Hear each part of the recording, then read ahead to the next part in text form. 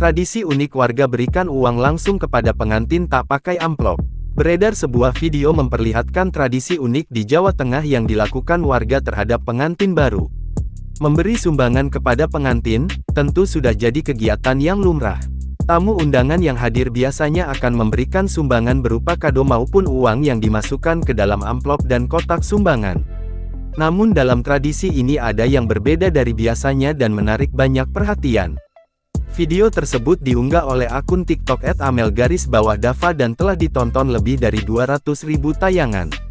Dalam video tersebut, terlihat warga bergantian memberikan uang atau saweran secara tertib.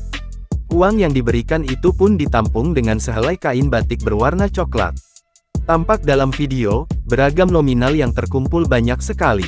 Ada lembaran uang berwarna hijau dan ada pula yang berwarna biru. Pasangan pengantin tersebut pun terlihat menyalami warga yang telah memberikan uang kepadanya. Sontak saja, unggahan tersebut mendapat berbagai komentar warganet.